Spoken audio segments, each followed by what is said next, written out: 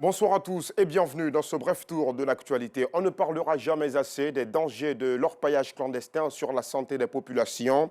Dans le département de Boisflé, chef-lieu de la région de la Maraoué, le fleuve Bandama est à l'épreuve de l'orpaillage. Comme vous le voyez sur ces images, l'eau a drastiquement changé de couleur.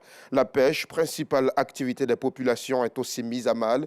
Les déchets de l'orpaillage, qu'ils soient légaux ou non, sont déversés dans le Bandama. Les humains en paient le lourd tribut car l'eau est polluée.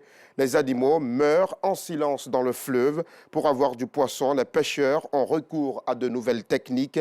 Boisflé, l'un des greniers de notre pays, est inquiet pour la santé de ses populations, la santé de ses populations et même la vie des animaux et des plantes. Plusieurs études réalisées par des scientifiques montrent des taux très élevés de cyanure, de zinc, d'arsenic, de chrome et de mercure dans le fleuve. Le fleuve Bandama est souillé et constitue un véritable risque pour la population.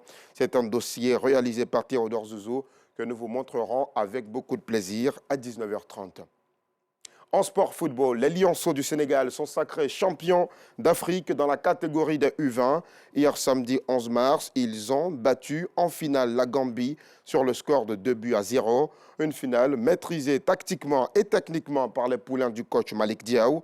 Le Sénégal réalise donc un triplé avec la CAN 2022, le CHAN et la CAN U20 2023.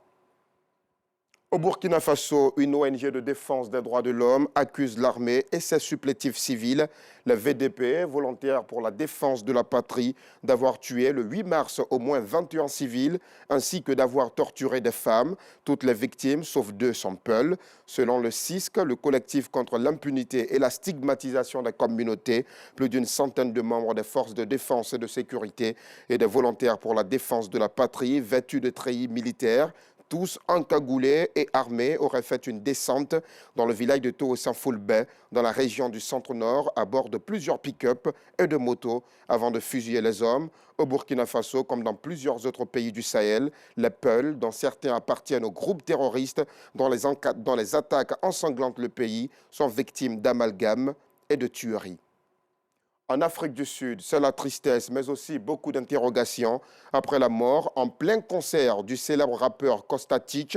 À 27 ans, il est mort sur scène hier soir lors d'un concert dans la banlieue de Johannesburg. La cause du décès n'a pas encore été établie. Une autopsie est prévue et une enquête est ouverte.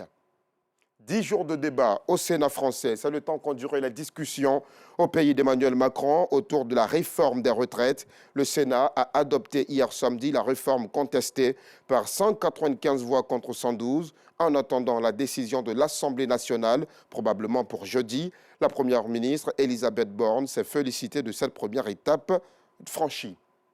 C'est la fin de ce bref tour de l'actualité. C'est avec beaucoup de plaisir que je vous retrouve moi-même et toutes nos équipes derrière à 19h30 pour la grande édition. A tout de suite.